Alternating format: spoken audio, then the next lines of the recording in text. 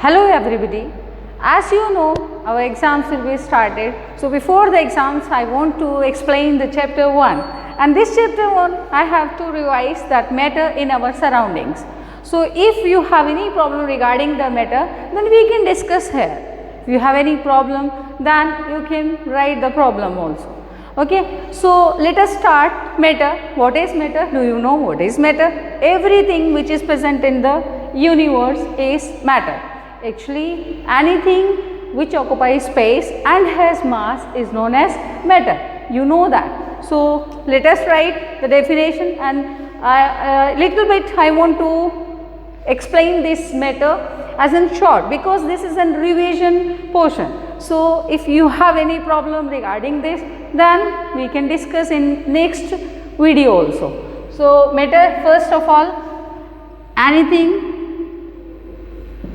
which occupies space and has mass, which occupy space and has mass is known as, is called matter. Do you know how matter is formed? So matter is formed by the particles, or you can say what is the physical nature of the matter. Actually, matter is formed by the number of particles. Do you know the particles are very small in size, we cannot see with the naked eye, and one drop of water contains 10 to the power 21 particles. So you can assume that the particles are very small in size. Before that, the ancient or in the ancient time, the matter is known as an anu or parmanu. Okay, and some scientist has given the name Padarth. So matter is very small in size. Now some characteristics are there. What are the characteristics of matter? Actually, the matter, the particles of the matter can be move continuously, or you can say what are the characteristics of matter. So you can write the characteristics of particles of matter. Okay, have you seen that if we will take water, one glass of water and 1 spoon of sugar, or you can put 1 drop of ink into it, then what you will see?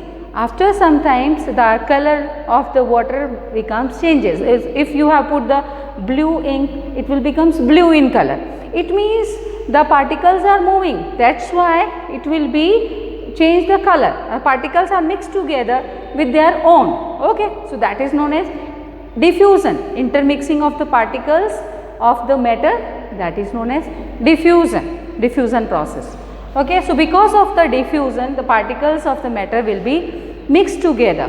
So first characteristic of particles of matter, that particles of matter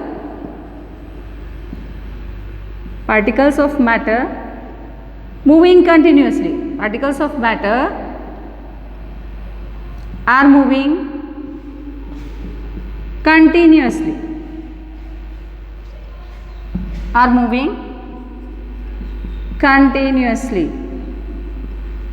it means they are in motion. Now if we will see that we will take 1 glass of water, and what we will put? We will put the, for example, this is the beaker, it will contain the water up to this level. Okay, and we will put 1 spoon of salt into it. Then what happened? 1 spoon salt we will put into it. What happened? Is the level of the water will be increases? No, level of the water will be not increases. It means the level is not increases. It means what's happened? Actually, liquids have the space between them, that is intermolecular space or interparticle space. So that space is occupied by the sugar particles. So we can say that what we can say that particles of matter can take the means they have taken the space between them. So it means particles of matter have a space between them. Actually solid, liquid and gases, three particles are there, three types of the particles are there. So the arrangement of particles of matter are like that. The solids are combined and these are very close to each other. These particles are very close to each other. So space between the particles are very less. Okay. This is the space, this is the space, interparticular space or intermolecular space, the space which is present between the particles. So that is very more. So here they are very close, so space is very less, so force of attraction is very strong here. Okay. So here you can say these are the solid. In liquid the space becomes more as compared to the solid. Space becomes more here. Okay. This is the interparticular space, this is liquid. If we will talk about the gas, the space is very more, that's why the particles can move easily here and there. And what's happened, the force of attraction is very less in between them. So what's happened, they can move in any direction, or if we will kept in the room, we will just pour into any other beaker, so then they will be full in that beaker. Okay. So they will occupy that beaker, they will occupy that specific space. So we can say that particles of matter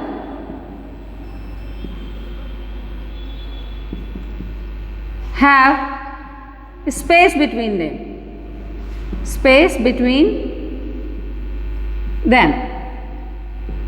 Okay. Have you seen that spaces becomes more in the gas? So these are the gaseous particles, as spaces becomes very more or very high. Space is very you can say space is very less in solid. Then as we can compare it with the liquid, liquid has more space as compared to the solid, and gases has very high or very more space, very much space as compared to the liquid. So these are the comparative space between them, a comparison of the space between them. Now if we will talk about the force of attraction between them, then force of attraction also different. Actually if we will take the three things, one we can take the chalk, thicken iron or wood. What you will do, चौक को लिया, hammer से तोड़ने की कोशिश की, तो what happened, it will be broken down into the powder, change into the powder, powder बन गया. अब आपने आयरन लिया, उसको पीटने शुरू किया हैमर से, then what happened, it will be not broken down. अगर आप वुड लोगे एंड वुड को आप हैमर से लगाओगे, बीटना शुरू करोगे, you are beating with the hammer, then what's happen, wood के थोड़े थोड़े से टुकड़े हो जाएंगे. इसका मतलब क्या है, जो वुड है वो थोड़ा सा टूटा, इसके बीच में फोर्स ऑफ अट्रैक्शन था, वो किससे कम था, चॉक से. चॉक जल्दी टूट गया, इसका मतलब फोर्स ऑफ अट्रैक्शन बहुत ही कम था. उसके बाद वुड टूटेगा और आयरन के अंदर फोर्स ऑफ अट्रैक्शन है, इट्स वेरी स्ट्रॉन्ग, इसीलिए वो अलग अलग टुकड़े नहीं होंगे. तो फोर्स ऑफ अट्रैक्शन भी होता है सॉलिड, लिक्विड एंड गैस के बीच में. मोस्ट प्रोबेबली सबसे ज़्यादा होगा सॉलिड में, और मेटल्स में तो ज़्यादा हाईली होता ही है, क्योंकि फोर्स ऑफ अट्रैक्शन ज़्यादा होगा, तो इसीलिए they are not broken down into various pieces. ठीक है. सो particles of matter have force of attraction between them. Third property है particles of matter have force of attraction between them. Okay. So आपने देखा, they are moving continuously, they have a space between them और they have force of attraction. Force of attraction भी है इनके बीच में. और now fourth property क्या है, आप बता सकते हैं. fourth property आपने पढ़ी हुई है, क्या थी fourth property? आपको मैंने बार बार बताया कि what we will do along with the particles of matter. हम लोग बार बार देखेंगे और we can just justify कि कौन कौन सी properties है. हमने देखा कि पार्टिकल्स अपने आप मूव कर रहे हैं, इसका मतलब इनमें क्या प्रॉपर्टी है, they are moving continuously. Second हमने क्या देखा कि अगर हमने चीनी ली, चीनी को हमने किस में डाला, वाटर में डाला, तो सोल्यूबल हो जाएगा, लेकिन पानी का लेवल है वो बढ़ेगा नहीं। इसका मतलब क्या है कि उसके बीच में स्पेस थी जो किसने कवर कर ली, किसने की शुगर ने की या सॉल्ट ने करी, जो भी आप डालोगे वो उसके कवर कर लेगा। ठीक है। तीसरा हमने क्या बोला कि force of particles of matter में फोर्स ऑफ अट्रैक्शन है उनके बीच में, that's why they are bind together, एक तरह से बाइंड किए हुए हैं वो, और किसी में ज़्यादा फोर्स ऑफ अट्रैक्शन है, किसी में कम है। ठीक है। उसके बाद मैंने ये भी बोला कि ये इनमें स्पेस है, और सबसे पहले क्या बताया था मैंने कि एक ड्रॉप है पार्टिकल की, एक ड्रॉप है वाटर की, उसमें कितने पार्टिकल्स हैं, 10 to the power 21 पार्टिकल्स हैं। इसका मतलब क्या है कि 10 के आगे 21 जीरो है, कितने छोटे पार्टिकल्स होते हैं। तो वो हमने सबसे पहले लिखना चाहिए था, लास्ट में लिखेंगे कि particles of matter are very small in size. तो ये लिख लो आप, particles of matter,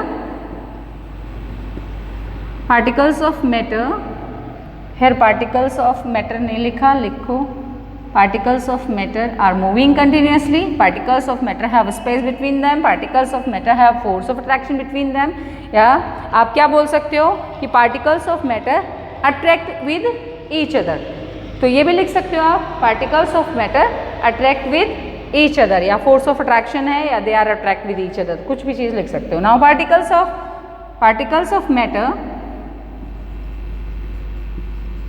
are very small in size. अच्छा, ये कैसे पता चलेगा कि बहुत स्मॉल है साइज में? तो एक्टिविटी कर सकते हैं आप, क्या लेंगे आप, बीकर ले लेंगे। ठीक है, 4 बीकर लिए आपने, मान लीजिए ABCD बीकर ले लिए आपने। ठीक है, A then B and C, A B and C, और क्या किया, you will fill them with water. Water आपका सेम होगा, अगर यहाँ 100 ml वाटर डाला है तो इधर भी 100 ml होगा, इधर भी 100 होगा, 50 डाला है तो 50 होगा, सेम होगा। ठीक है, सेम वाटर की क्वांटिटी रखेंगे हम, 100 ml सब में 100 ml। अब क्या करेंगे, 1 ड्रॉप ऑफ क्या डाल देंगे, ब्लू इंक डाल देते हैं, तो 1 ड्रॉप ऑफ ब्लू इंक डाल दिया, या फिर पोटेशियम परमैंगनेट आता है वो डाल देते हैं, तो उसका कलर चेंज हो जाएगा, वॉयलेट कलर का हो जाएगा। ठीक है, अब इसका ये कलर्ड हो गया सोल्यूशन आपका। अब क्या करेंगे, इसमें से आप 10 ml निकालेंगे, 10 ml निकाल के इसमें डालेंगे, 5 ml भी निकाल सकते हो आप, 10 ml भी ट्रांसफ़र करेंगे इसमें से। अब इसका कलर देखेंगे और उसके बाद इसमें से यहाँ ट्रांसफ़र करेंगे 10 ml। What you will observe, क्या देखोगे आप ये देखोगे कि जो कलर है सोल्यूशन का ये लाइट होता जाएगा। सबसे पहले डार्क है, उसके बाद और कम डार्क होगा, फिर और कम, यानी लाइट और एकदम लाइट। जितना जितना आप ट्रांसफ़र करोगे वो कलर है वो लाइट हो जाएगा, लाइटेस्ट मिलेगा ये वाला कलर। इसका मतलब क्या है कि जो पार्टिकल्स ऑफ मैटर है they are very very small in size, इतने हैं कि we can't see with the naked eye, और हम लोग आँख से तो देख ही नहीं सकते, इवन माइक्रोस्कोप से भी हम लोग नहीं देख सकते हैं। ठीक है, इसके लिए स्कैनिंग टनलिंग माइक्रोस्कोप आता है जिससे हम लोग इसको देख सकते हैं, अदरवाइज ये नज़र नहीं आते। शायद मैंने सेकेंड चैप्टर में आपको ये पढ़ाया था। ओके, तो ये आपको बता दिया मैंने, स्पेस का कैसे पता चलेगा, सबकी एक्टिविटी बता दी है। उसके बाद आप नेक्स्ट ले लेंगे पार्टिकल्स, ये चारों एक्टिविटी बता दी है।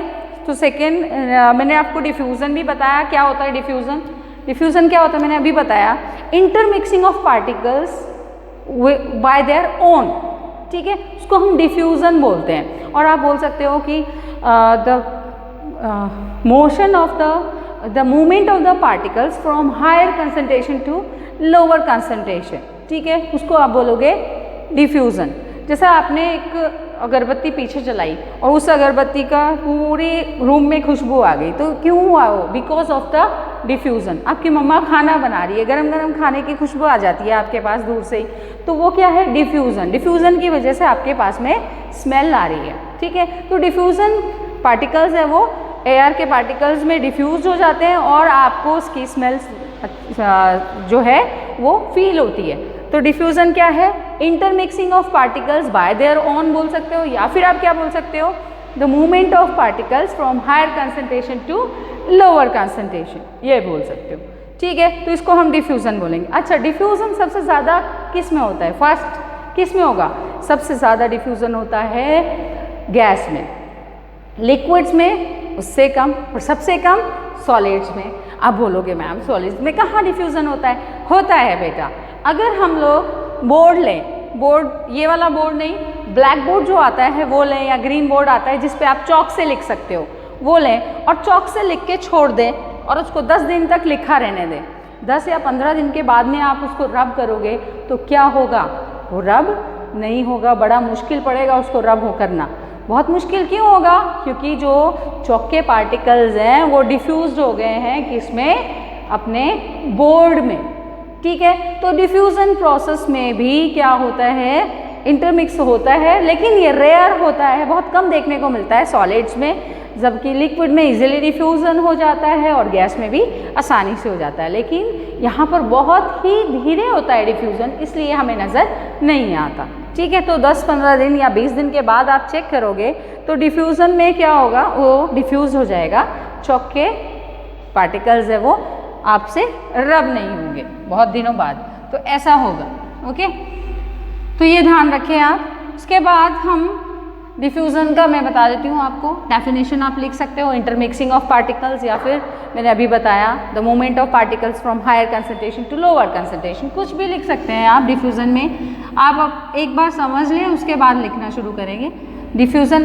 And if you have not written, please pause the video and write your notes from here, और अच्छे से समझ ले। जो न्यू स्टूडेंट्स आए हैं उनके लिए, बाकियों को तो मैंने फिर भी पढ़ाया था क्लास में, उनके लिए तो फिर भी रिवाइज हो जाएगा अच्छे से। बात न्यू स्टूडेंट्स हैं तो प्लीज़ अच्छे से समझ ले। कोई प्रॉब्लम आए तो यू कैन कॉल मी और you can write the problems that I can solve in the next video. Okay, so diffusion क्या है? इंटरमिक्सिंग ऑफ पार्टिकल्स है, intermixing of particles of matter, intermixing of particles of matter by their own भी बोल सकते हो। ठीक है,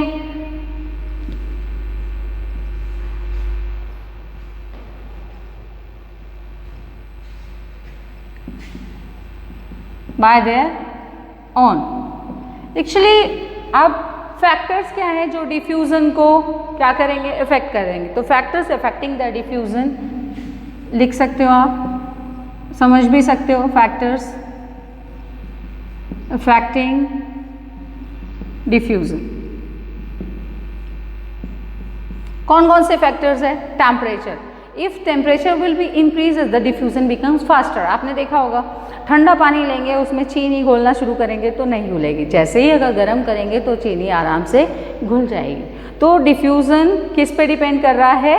temperature पर। उस सब्सटेंस का या उस सॉल्वेंट का टेम्परेचर इंक्रीज़ कर दोगे तो डिफ्यूज़न भी इंक्रीज़ हो जाएगा। दूसरा, आपने देखा है अगर मम्मा ने खाना बना के रखा है किचन में तो आपको दूर से स्मेल नहीं आएगी, लेकिन अगर मम्मा तुरंत बना रही है खाना गरम गरम तो आपको दूर से ही खुशबू आ जाएगी कि आपके किचन में क्या पक रहा है। ठीक है, तो ये डिफ्यूज़न आप देख सकते हो क्या कौन कौन इफेक्ट कर रहे हैं। ठीक है, नाउ डेंसिटी भी डिफ्यूज़न को इफेक्ट करेगी। कैसे?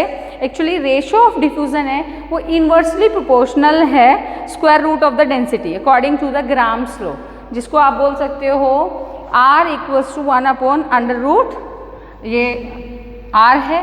ठीक है, डायरेक्टली प्रोपोर्शनल, इन्वर्सली प्रोपोर्शनल है 1/√D। D क्या है? डेंसिटी है। ठीक है, तो ये हम बोल सकते हैं जैसे लाइटर गैसेस हैं, जैसे हाइड्रोजन है, मीथेन है, अमोनिया है, तो they will diffuse faster than the heavy gases. Heavy gases कौन सी है? हाइड्रोक्लोराइड गैस है या ऑक्सीजन गैस है। ठीक है, जैसे नाइट्रोजन गैस है, कार्बन डाइऑक्साइड गैस है, तो ये गैसेस हैवी होती हैं, तो हैवी गैस है वो डिफ्यूज़ नहीं होंगी, जबकि लाइटर गैसेस हैं वो डिफ्यूज फास्ट हो जाएगी। तो डेंसिटी पे भी डिपेंड कर रहा है। डेंसिटी मतलब हैवीनेस पे। आपने देखा होगा अगर आप चीनी घोल रहे हैं पानी में तो भी घुल जाएगी। लेकिन अगर आप वो डालते हैं शहद डालते हैं तो वो नहीं घुलेगा आसानी से। आप स्टर करोगे बहुत अच्छे से तब जाके घुलेगा, मीन्स वो ज़्यादा टाइम लेगा as compare to the sugar या सॉल्ट डालोगे आसानी से सॉल्युबल हो जाएगा, डिफ्यूज होगा। लेकिन वो जो है दूसरा अपना शहद है वो थोड़ा सा टाइम लेगा। तो ठीक है, सबकी जो डेंसिटी है, डेंस है, वो कौन है डेंस, कौन है मेनली डेंस, कौन है हनी ज़्यादा डेंस होता है, भारी होता है, उसका वजन ज़्यादा होता है तो वो अच्छे से डिफ्यूज़ नहीं हो पाता। तो भारी चीज़ें डिफ्यूज़न में टाइम लगाएंगी और हल्की चीज़ें फास्टली डिफ्यूज़ करेंगी। दूसरा मैंने आपको बोल दिया, ये तो हो गया फर्स्ट, क्या हो गया, डेंसिटी हो गया। डेंसिटी इन्वर्सली प्रोपोर्शनल है 1/√, डेंसिटी के, ठीक है। यानी डिफ्यूज़न जो है, डिफ्यूज़न इन्वर्सली प्रोपोर्शनल हो गया डेंसिटी के, under root density inversely proportional to the square root of the density बोल सकते हो आप। ओके, नाउ नेक्स्ट है टेम्परेचर। टेम्परेचर अगर मैंने बताया टेम्परेचर डायरेक्टली प्रोपोर्शनल होगा, टेम्परेचर इंक्रीज होगा तो डिफ्यूज़न भी इंक्रीज हो जाएगा। तो आप बोल सकते हो टेम्परेचर डायरेक्टली प्रोपोर्शनल है डिफ्यूज़न के, ठीक है। तो डायरेक्टली प्रोपोर्शनल टू डिफ्यूज़न लिख सकते हो आप। ओके, इधर डिफ्यूज़न इन्वर्सली प्रोपोर्शनल था square root of the density के, और यहाँ पर टेम्परेचर डायरेक्टली प्रोपोर्शनल डिफ्यूज़न के। इट मीन्स अगर टेम्परेचर इंक्रीज होगा तो डिफ्यूज़न भी इंक्रीज होगा। पहले मैंने क्या बताया था कि लाइटर गैसेस हैं वो ज़्यादा फास्ट डिफ्यूज़ होंगी as compare to the heavier gases, ठीक है। यहाँ मैंने क्या बताया, temperature directly proportional to diffusion. जैसे किसी का भी टेम्परेचर अगर लेस है तो वो डिफ्यूज्ड लेस होगा, और अगर उसका टेम्परेचर हाई होगा तो डिफ्यूज़ फास्ट होगा, ठीक है। थर्ड हम ले लेते हैं प्रेशर। अगर प्रेशर इंक्रीज करेंगे तो डिफ्यूज़न भी इंक्रीज हो जाएगा। इसका मतलब क्या है, diffusion also increases with the pressure, ठीक है। जैसे पंचर टायर्ड है, एट हायर प्रेशर में फ्लैट हो जाएंगे पंचर टायर, ओके। जो है पंचर टायर्ड है, higher pressure becomes flat then the puncture tyre at lower pressure, okay. तो ये बोल सकते हो आप। सो थर्ड लिखेंगे हम, क्या है, डायरेक्टली प्रोपोर्शनल टू डिफ्यूज़न है। थर्ड लिखेंगे हम, थर्ड क्या बताया मैंने आपको, प्रेशर। तो प्रेशर क्या है, डायरेक्टली प्रोपोर्शनल टू डिफ्यूज़न, या diffusion directly proportional to pressure भी बोल सकते हो आप, ठीक है। तो डिफ्यूज़न यहाँ पे भी आप लिख सकते हो diffusion directly proportional to temperature, क्योंकि हम लोग किसको लेके चल रहे हैं, डिफ्यूज़न को। डिफ्यूज़न क्या फैक्टर्स इफेक्ट कर रहे हैं, दिखा रहे हैं हम। So you will write diffusion directly proportional to temperature, ठीक है। नेक्स्ट लिखेंगे आप diffusion directly proportional to pressure, ठीक है। एक्चुअली जैसे ही प्रेशर इंक्रीज होगा डिफ्यूज़न भी इंक्रीज हो जाएगा, ठीक है, क्योंकि पंचर टायर हाई टेम्परेचर पे फ्लैट हो जाता है, ठीक है। जैसे ही लो प्रेशर होगा तो वो फ्लैट हो गया। नाउ नेक्स्ट है अपना, ये नेक्स्ट टॉपिक हम ले सकते हैं। नेक्स्ट जो है वो ले सकते हैं पार्टिकल्स ऑफ मैटर, वो बता दिया मैंने, अट्रैक्ट करते हैं ईच अदर। देन एक्टिविटी भी आपको समझा दी है मैंने, ठीक है। उसके बाद लेटेंट हीट का टॉपिक ले सकते हैं, या फिर आप ले सकते हैं कि कन्वर्शन क्या है, सेल्सियस से आप कन्वर्ट करेंगे केल्विन में, और केल्विन से आप कन्वर्ट करेंगे डिग्री सेल्सियस में। क्या है, तो K इक्वल्स टू, हम फॉर्मूला लिखेंगे यहाँ पर, K equals to 273 plus C degree Celsius. आपको पता है 0 डिग्री सेल्सियस इक्वल्स टू होता है 273 केल्विन, ना पता है आपको, ठीक है।